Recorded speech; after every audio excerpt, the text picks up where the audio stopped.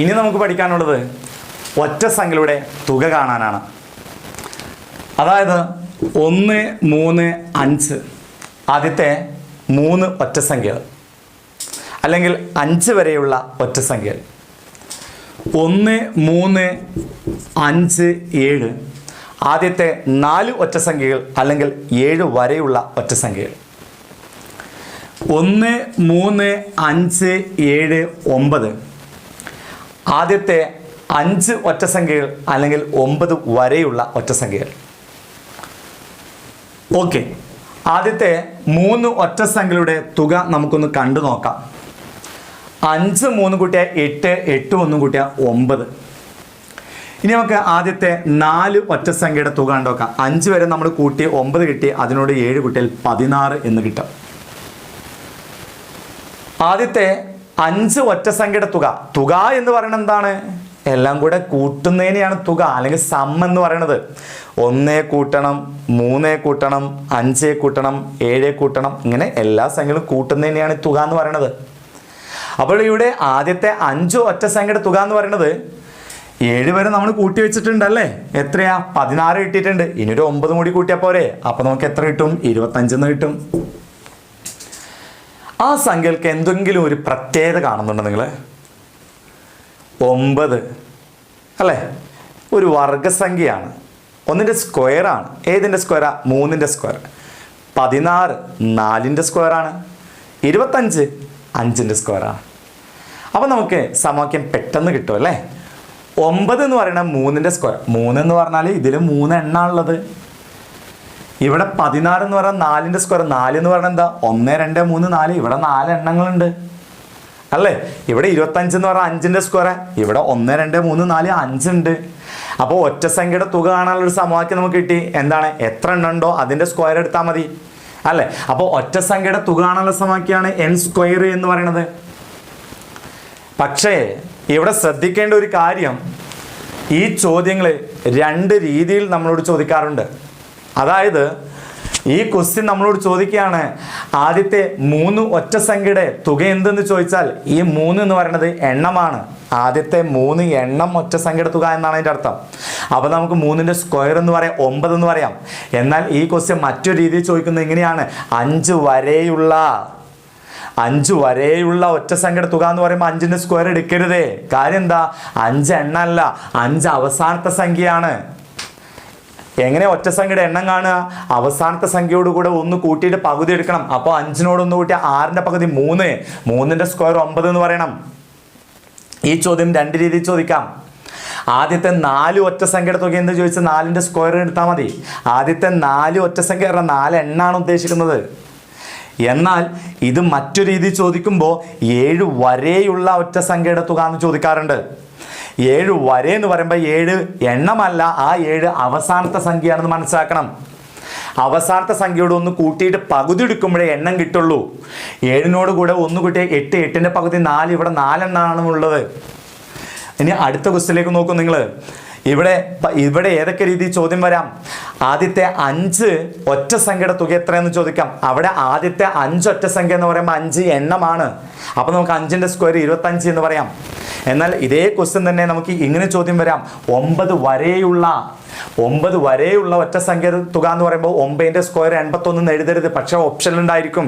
കാര്യം എല്ലാവരെയും പരിഗണിച്ചുകൊണ്ടാണ് ഈ ഓപ്ഷൻ ഇടുന്നത്. ശ്രദ്ധിക്കുക, 9 വരെ എന്ന് പറയുമ്പോൾ 9 അവസാന പദമാണ്. അപ്പോൾ എണ്ണം കിട്ടണമെങ്കിൽ 9നോട് കൂടെ 1 കൂട്ടിയിട്ട് പകുതി എടുക്കണം. അപ്പോൾ 10ന്റെ പകുതി 5 ആണ്. 5ന്റെ സ്ക്വയർ 25 എന്ന് കിട്ടും. നിങ്ങൾക്ക് മനസ്സിലായി എന്ന് വിചാരിക്കുന്നു. ഇനി നമുക്ക് ചോദ്യത്തിലേക്ക് കിടക്കാം. ഫസ്റ്റ് ക്വസ്റ്റ്യൻ, ആദ്യത്തെ 30 ഒറ്റസംഖ്യയുടെ തുക എന്ത്? ആദ്യത്തെ 30 എണ്ണം ഒറ്റസംഖ്യയുടെ തുക എന്നതിൻ്റെ അർത്ഥം. അപ്പോൾ ഇവിടെ എണ്ണം തന്നിട്ടുണ്ട്, എണ്ണം 30 ആണ്. അപ്പോൾ ഒറ്റസംഖ്യയുടെ, അപ്പോൾ നമുക്ക് ഇതിൻ്റെ തുക കാണാൻ എളുപ്പമാണ്. എന്ത് ചെയ്താൽ മതി? 30ന്റെ സ്ക്വയർ എടുത്താൽ മതി. 3ന്റെ സ്ക്വയർ നിങ്ങൾക്കറിയാം 9. 0ന്റെ സ്ക്വയർ എന്ന് പറഞ്ഞാൽ 2 0 കൊടുക്കണം എന്നർത്ഥം. അപ്പോൾ 900 എന്ന് കിട്ടി. 30ന്റെ സ്ക്വയർ 900.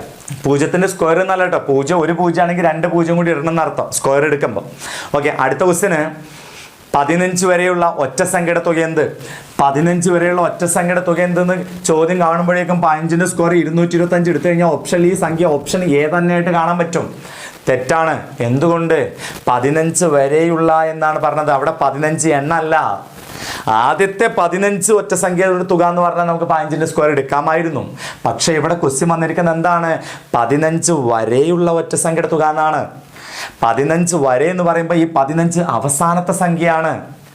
അവസാനത്തെ സംഖ്യയോട് ഒന്ന് കൂട്ടിയിട്ട് പകുതി എടുക്കുമ്പോഴേ നമുക്ക് അവിടുത്തെ എണ്ണം കിട്ടുള്ളൂ. 15നോട് കൂടെ ഒന്ന് കൂട്ടിയ 16ന്റെ പകുതി അവിടെ 8 എണ്ണമാണുള്ളത്. ഇനിയാണ് നമുക്ക് അതിൻ്റെ തുക കാണേണ്ടത്. ഇവിടെ 8 ഒറ്റ സംഖ്യകളാണുള്ളത്. 8ന്റെ സ്ക്വയർ 64 നമ്മുടെ ഉത്തരം വരുന്നത്. അടുത്ത ക്വസ്റ്റ്യൻ ഇങ്ങനെയാണ്. 7 വരെയുള്ള ഒറ്റ സംഖ്യയുടെ തുക എന്ത്? കണ്ടോ, 7 വരെ എന്നാ പറഞ്ഞത്. 7 വരെ എന്ന് പറയുമ്പോൾ എണ്ണം എന്ന് പറയുന്നത് 7 അല്ല. എണ്ണം എന്ന് പറയുന്നത് 7 അല്ല. എണ്ണം 7 ആകണമെങ്കിൽ ആ ചോദ്യം എങ്ങനെ വരണം? ആദ്യത്തെ 7 ഒറ്റ സംഖ്യയുടെ തുക എന്ന് പറയണം. അങ്ങനെ വന്നെങ്കിലേ എണ്ണം 7 ആവുള്ളൂ. ഇവിടെ 7 വരെ എന്ന് പറഞ്ഞുകൊണ്ട് 7 അവസാനത്തെ സംഖ്യ ആയിട്ടാണ് എടുക്കേണ്ടത്. അവസാനത്തെ സംഖ്യയാണ് തരുന്നെങ്കിൽ എണ്ണം കാണാൻ അതിനോടുകൂടെ ഒന്ന് കൂട്ടിയിട്ട് പകുതി എടുക്കണം. 7നോട് കൂടെ ഒന്ന് കൂട്ടിയാൽ 8ന്റെ പകുതി 4, 4ന്റെ സ്ക്വയർ 16 എന്നാണ് നമുക്ക് ആൻസർ കിട്ടുന്നത്. മറ്റൊരു ക്വസ്റ്റ്യൻ നോക്കാം. ഇതേ ചോദ്യം തന്നെ ആദ്യത്തെ 7 ഒറ്റ സംഖ്യയുടെ തുക എന്തെന്നൊരു ചോദ്യം വന്നിട്ടുണ്ട്. ആദ്യത്തെ 7 ഒറ്റ സംഖ്യയുടെ തുക എന്തെന്ന് ചോദ്യം വന്നിട്ടുണ്ടെങ്കിൽ നമുക്ക് എന്ത് പറയാം? 7ന്റെ സ്ക്വയർ 749 എടുക്കാം. മനസ്സിലായല്ലോ? നിങ്ങൾക്ക് ക്ലിയർ ആയല്ലോ? ഒരിക്കൽ കൂടി ഞാൻ പറയാണ്. ആദ്യത്തെ 5 ഒറ്റ സംഖ്യയുടെ തുക എന്ന് പറഞ്ഞാൽ 5ന്റെ സ്ക്വയർ എടുക്കണം. എന്നാൽ 5 വരെയുള്ള ഒറ്റ സംഖ്യയുടെ തുക എന്ന് പറഞ്ഞാൽ 5നോട് ഒന്ന് കൂട്ടിയ 6ന്റെ പകുതി 3ന്റെ സ്ക്വയർ ആണ് എടുക്കേണ്ടത്. ആദ്യത്തെ 7 ഒറ്റ സംഖ്യയുടെ തുക ചോദിച്ചാൽ 7ന്റെ സ്ക്വയർ എടുക്കുക. 749 ആണ് ഉത്തരം. എന്നാൽ 7 വരെയുള്ള ഒറ്റ സംഖ്യയുടെ തുക ചോദിച്ചാൽ അവിടെ എണ്ണം കാണണം. 7നോട് കൂടെ ഒന്ന് കൂട്ടി 8, 8ന്റെ പകുതി 4ന്റെ സ്ക്വയർ 16 എന്നാണ് ഉത്തരം കിട്ടുന്നത്.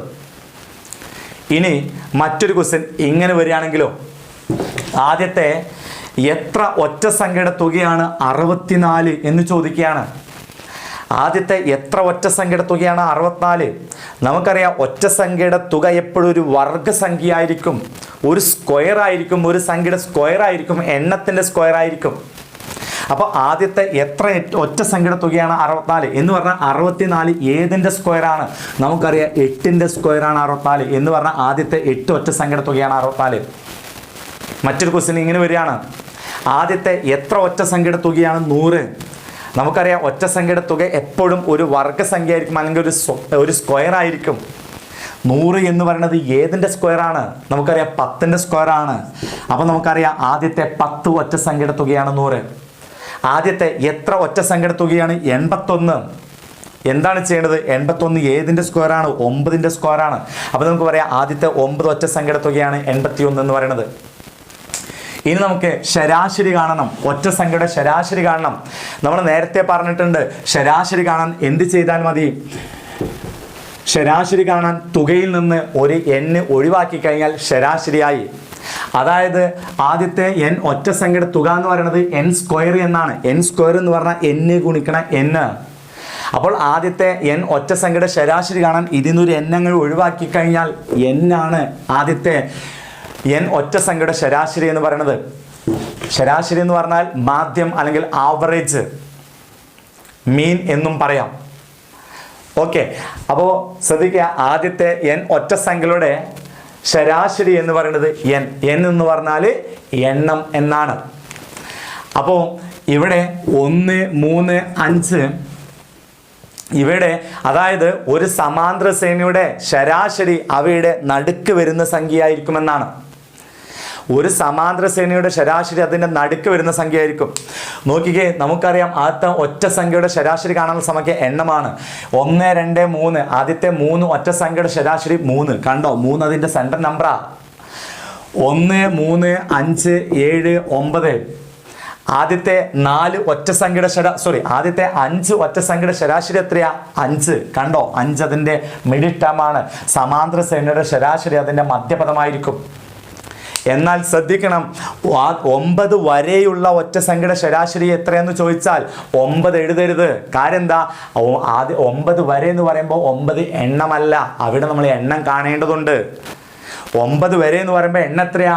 9നോട് കൂടെ ഒന്ന് കൂട്ടിയിട്ട് പകുതി എടുക്കണം. 9നോട് കൂടെ ഒന്ന് കൂട്ടിയാൽ 10, 10ന്റെ പകുതി 5. അപ്പോൾ നിങ്ങൾ ഇനി ആൻസർ പറയണം. ആദ്യത്തെ 71 ഒറ്റ സംഖ്യയുടെ ശരാശരി എത്രയാണ്? 71. ആദ്യത്തെ 97 ഒറ്റസംഖ്യയുടെ ശരാശരി എത്രയാണ്? 97. 9 വരെയുള്ള 11 വരെയുള്ള ഒറ്റസംഖ്യയുടെ ശരാശരി എത്രയാണ്? 11 എന്ന് പറയരുത്. 11 അവസാനത്തെ സംഖ്യയാണ്. ശരാശരി ആണെങ്കിൽ അതിനോടുകൂടെ ഒന്ന് കൂട്ടിയിട്ട് പകുതി എടുക്കണം. എന്ന് പറഞ്ഞാൽ 12ന്റെ പകുതി 6 എന്നാണ് ഉത്തരം കിട്ടുന്നത്. ഇനി ചോദ്യം വരികയാണ് നമ്മളോട്, ആദ്യത്തെ എത്ര ഒറ്റസംഖ്യയുടെ ശരാശരിയാണ് 17? ആദ്യത്തെ എത്ര ഒറ്റസംഖ്യയുടെ ശരാശരിയാണ് 17? നമുക്കറിയാം എണ്ണവും ശരാശരിയും ഒന്ന് തന്നെയാണ്. ഒറ്റസംഖ്യയുടെ എണ്ണവും ശരാശരിയും ഒന്ന് തന്നെയാണ്. അപ്പം ശരാശരി 17 ആണെങ്കിൽ എണ്ണവും 17 തന്നെയാണ്. ആദ്യത്തെ എത്ര ഒറ്റസംഖ്യയുടെ ശരാശരിയാണ്? 31. ആൻസർ 31 തന്നെയാണ്. എന്തുകൊണ്ട്? ആദ്യത്തെ n ഒറ്റസംഖ്യയുടെ ശരാശരിയും എണ്ണവും ഒന്ന് തന്നെയാണ്. ആദ്യത്തെ എത്ര ഒറ്റസംഖ്യയുടെ ശരാശരിയാണ്? 51. ഉത്തരം 51 തന്നെയാണ്. എന്തുകൊണ്ട്? എണ്ണസംഖ്യയുടെ ശരാശരിയും അവയുടെ എണ്ണവും ഒന്ന് തന്നെ ആയതുകൊണ്ടാണ്. ഓക്കെ, നന്നായിട്ട് പ്രാക്ടീസ് ചെയ്യുക. ഇവിടെ ശ്രദ്ധിക്കേണ്ട ഒരു കാര്യം ഇത്രയേ ഉള്ളൂ. ആദ്യത്തെ 5 ഒറ്റസംഖ്യകൾ എന്ന് പറയുമ്പോഴും 5 വരെയുള്ള ഒറ്റസംഖ്യകൾ എന്ന് പറയുമ്പോഴും ഇത്തരത്തിലുള്ള ചോദ്യങ്ങൾ വരുമ്പോൾ ഒന്ന് ശ്രദ്ധിക്കണം എന്ന് മാത്രം. അപ്പോൾ ഇതിൻ്റെ എല്ലാം നോട്ട് എഴുതുക, എല്ലാം ചെയ്തു നോക്കുക.